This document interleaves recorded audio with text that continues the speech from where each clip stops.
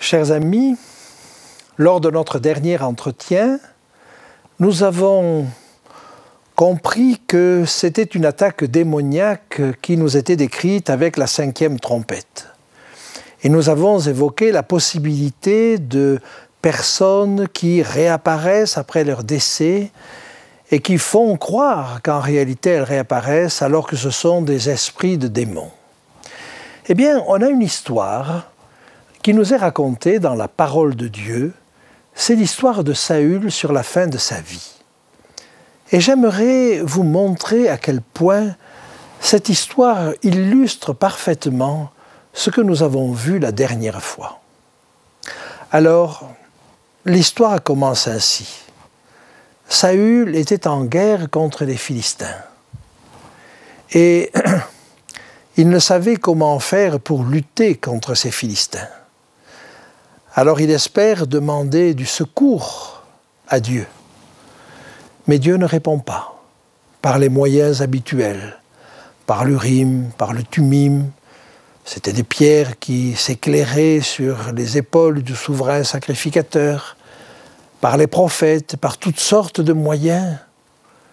Et nous allons voir ce que dans sa détresse, Saül va tenter de faire. Nous allons lire cette histoire dans le premier livre de Samuel, vers la fin, au chapitre 28.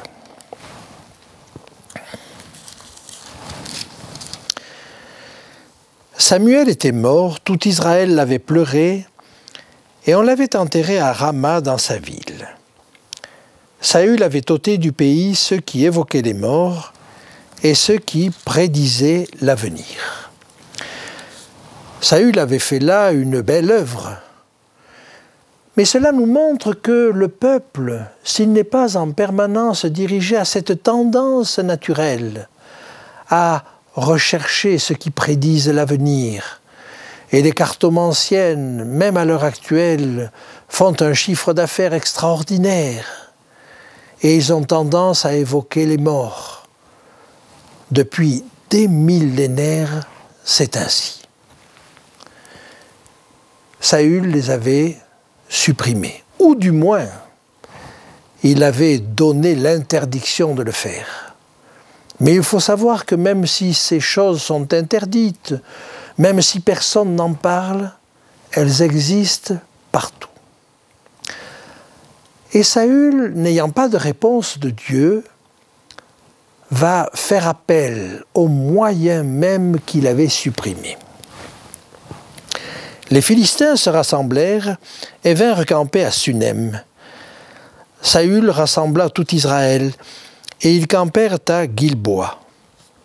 À la vue du camp des Philistins, Saül fut saisi de crainte, et un violent tremblement s'empara de son cœur.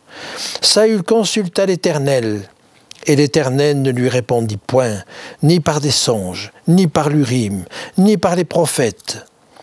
Et Saül dit à ses serviteurs, « Cherchez-moi une femme qui évoque les morts, et j'irai la consulter. » Officiellement, Saül avait supprimé tous ces intermédiaires, tous ces médiums de toutes sortes.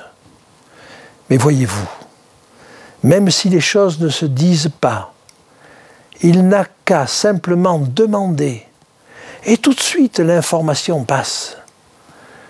Et si vous cherchez de telles personnes, vous allez tout de suite trouver une multitude de personnes, dans votre entourage, ici même, dans nos pays dits civilisés.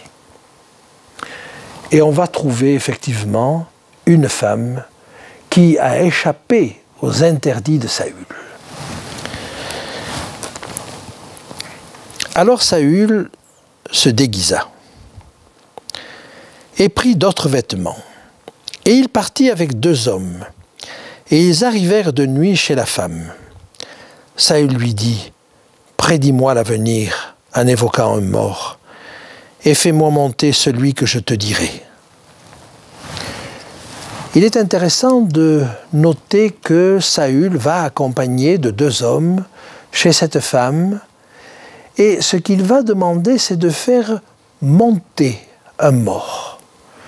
Il avait donc quand même dans l'idée que les morts sont dans le sommeil, dans le repos, ce qu'enseigne la parole de Dieu, et qu'il va donc faire monter un mort, c'est-à-dire le déranger de son repos et de son sommeil. Et d'ailleurs, celui qui va lui répondre va se présenter de cette même manière. Voyons ce qui se passe à ce moment-là. La femme lui répondit, « Voici, tu sais ce que Saül a fait, et comment il a retranché du pays ceux qui évoquent les morts et ceux qui prédisent l'avenir. Pourquoi donc tends-tu un piège à ma vie pour me faire mourir ?» Saül lui jura par l'Éternel en disant, « L'Éternel est vivant, il ne t'arrivera point de mal pour cela. » Étrange comportement que celui de Saül, qui va promettre à cette femme, au nom de l'Éternel, qu'il ne lui arrivera rien. Au nom de l'Éternel, il a fait éliminer du pays ceux qui prédisent l'avenir et ceux qui évoquent les morts, et au nom de l'Éternel, il prétend dire à cette femme qu'elle ne risque rien. Quelle inconséquence, quel trouble dans la pensée, quelle perturbation. Mais vous savez, dans la détresse, dans l'angoisse, l'esprit est perturbé. Et je sais que des personnes soumises à l'angoisse sont perturbées. Et c'est celles-là qui méritent d'être aidées. Mais c'est dans ces temps de troubles et de perturbations qu'alors on se rend à des extrémités et qu'on a recours aux choses qu'on avait rejetées avant. La femme sait qu'elle risque sa vie. Et donc, elle le dit. Mais Saül la rassure, ou essaie de la rassurer. La femme dit, « Qui veux-tu que je fasse monter ?» Et il répondit, « Fais-moi monter Samuel. » Lorsque la femme vit Samuel, elle poussa un grand cri, et elle dit à Saül, « Pourquoi m'as-tu trompé? Tu es Saül. » Dès que la femme rentre en contact avec cet esprit dont elle pense et dont Saül pense que c'est l'esprit de Samuel, mais dont nous savons, parce que nous dit la Bible par ailleurs, que ça n'est pas l'esprit de Samuel, elle comprend que Saül lui a menti. Et elle lui dit, « Mais tu es Saül. » Et elle a cru que c'était un piège.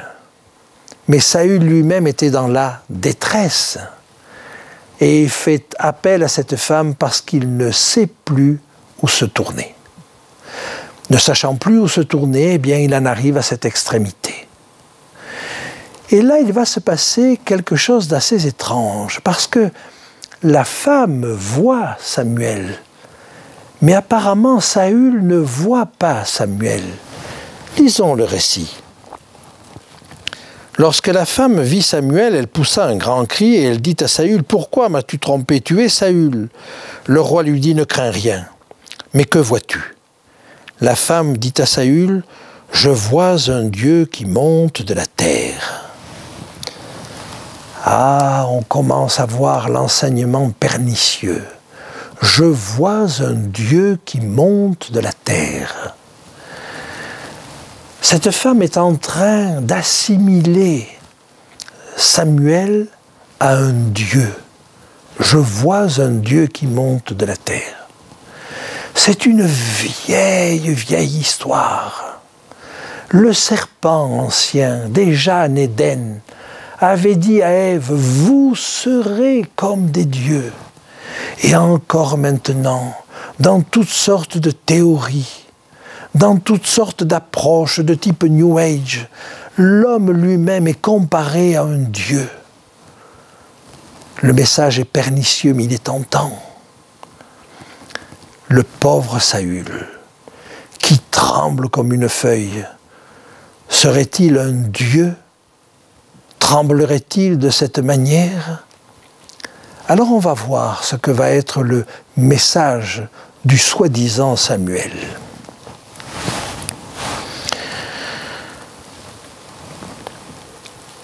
Il lui dit « Quelle figure a-t-il » Et elle répondit « C'est un vieillard qui monte et il est enveloppé d'un manteau. » Saül comprit que c'était Samuel et il s'inclina le visage contre terre et se prosterna. Ici, on se rend compte que la femme voit quelque chose, mais Saül ne le voit pas. Il comprend. Alors il demande une prescription, une description. Et la femme lui dit, ben voilà, il a un grand manteau. Et comme il demande Samuel, et qu'il sait que Samuel, comme les prophètes en général, était vêtu d'un grand manteau, il comprend, nous dit le texte, que c'était Samuel. Mais il ne le voit pas. Néanmoins, il se prosterne. Il aurait dû se prosterner devant Dieu seulement. Mais voyez à quoi conduit cette erreur. Elle a vu monter comme un Dieu et il se prosterne devant lui comme si c'était un Dieu. Et il va l'interroger, comme si son oracle était infaillible. Mais comment peut-il penser que Dieu, qui ne lui a pas répondu jusque-là, va lui répondre par cette voie interdite? Regardons le dialogue. Samuel dit à Saül, « Pourquoi m'as-tu troublé en me faisant monter ?» Saül répondit, « Je suis dans une grande détresse. Les Philistins me font la guerre, et Dieu s'est retiré de moi, et il ne m'a répondu ni par les prophètes, ni par les songes. Et je t'ai appelé pour que tu me fasses connaître ce que je dois faire. » Il y a chez Saül l'envie de connaître l'avenir, mais évidemment l'envie de savoir ce qu'il doit faire. Il se trouve dans une phase critique, il sait que les Philistins sont puissants, et il sait qu'il n'a pas beaucoup de latitude. Il ne sait plus que faire. Faut-il se retirer? Faut-il engager le combat? Faut-il l'engager d'une autre manière? Faut-il négocier? Il ne sait pas. Et il espère que Samuel va lui donner des réponses. Il reconnaît que Dieu ne lui a pas répondu. Mais pourrait-on penser que Dieu va lui répondre ainsi par Samuel? Vous voyez l'incohérence du système là. Continuons. Samuel dit, « Pourquoi me consultes-tu, puisque l'Éternel s'est retiré de toi et qu'il est devenu ton ennemi? L'Éternel te traite comme je te l'avais annoncé de sa part. L'Éternel a déchiré la royauté d'entre tes mains et l'a donnée à un autre, à David. Tu n'as point obéi à la voix de l'Éternel, et tu n'as point fait sentir à Amalek l'ardeur de ma colère. Voilà pourquoi l'Éternel te traite aujourd'hui de cette manière. » Quand on pense que ça n'est pas Samuel qui parle, mais un démon, il y a là quelque chose d'extrêmement pervers et pernicieux. Et au lieu de comprendre que ça n'est pas Dieu qui lui répond, Saül tombe dans le panneau. Ah, vous savez, quand on est angoissé, qu'on ne sait que faire, on est fragile face à ce type de tentation. Et Samuel va donner un certain nombre d'éléments. Il va rappeler des prophéties qu'il aurait faites. Mais il va lui dire, c'est parce que tu n'as pas été assez violent, parce que tu n'as pas assez tué, parce que tu n'as pas fait sentir l'ardeur de ma colère à Amalek. Alors c'est pour ça que tu en es là. Il y a là rien qui puisse encourager Saül. Saül était venu trouver du réconfort, il n'en trouve aucun. Dans les paroles de Samuel, il n'y a rien qui puisse l'éclairer. Cependant, Samuel va dire un certain nombre de choses qui vont se réaliser. Quand je dis Samuel, le démon qui parle par la bouche de Samuel va dire un certain nombre de choses qui vont se réaliser. Mais entre nous, il n'a pas beaucoup de difficultés parce qu'il sait dans quel état est Saül. Lisons la suite. Et même l'Éternel livrera Israël avec toi entre les mains des Philistins. Demain, toi et tes fils, vous serez avec moi. Et l'Éternel livrera le camp d'Israël entre les mains des Philistins. La prophétie tombe comme un couperet. Tu vas mourir, tes fils vont mourir, vous serez avec moi dans le séjour des morts. Voyez donc qu'il n'y a pas l'idée d'un paradis ou d'un enfer. Tout le monde va dans le séjour des morts, vous serez avec moi. Et Israël sera livré. Et c'est ce qui va se passer. Mais ça va se passer d'une curieuse manière. Et je continue le texte. Aussitôt Saül tomba à terre, de toute sa hauteur. Et les paroles de Samuel le remplirent d'effroi. De plus, il manquait de force, car il n'avait pris aucune nourriture de tout le jour et de toute la nuit.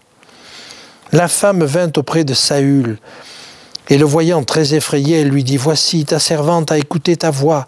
J'ai exposé ma vie en obéissant aux paroles que tu m'as dites. Écoute maintenant, toi aussi, la voix de ta servante, et laisse-moi t'offrir un morceau de pain, afin que tu manges, pour avoir la force de te mettre en route. » Mais il refusa, et dit « Je ne mangerai point. » Ses serviteurs et la femme aussi le pressèrent, et il se rendit à leurs instances, et il se leva de terre, et il s'assit sur le lit. Il tombe de toute sa hauteur. Il s'effondre. On lui a dit quelque chose qui s'approche de la vérité, mais en réalité, il n'en tire aucun bénéfice. Il n'est pas encouragé.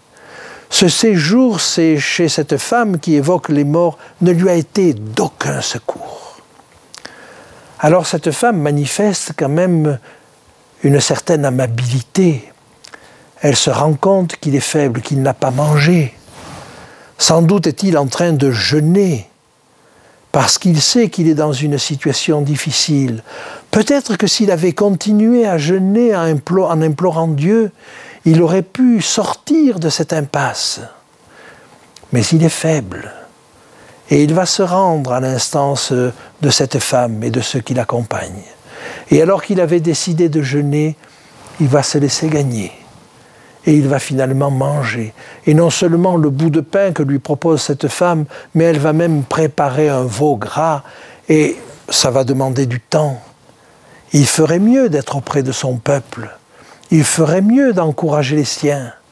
Son absence a été longue auprès du peuple.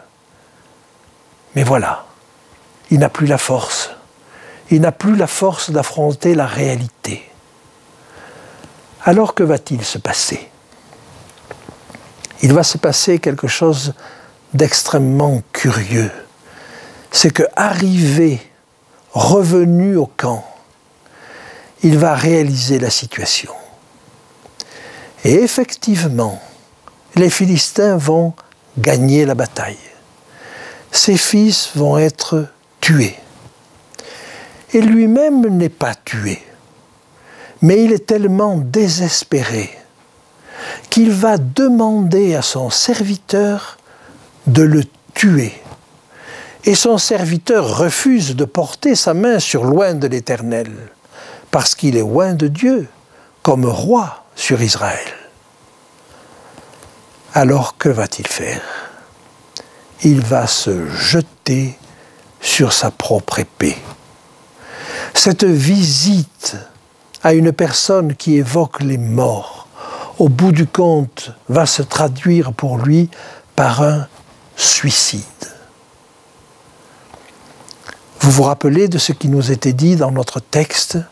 Ils chercheront la mort et ils ne la trouveront pas. Là, en l'occurrence, il va la trouver. Mais il l'a cherchée auprès de son serviteur. Il lui a demandé la mort.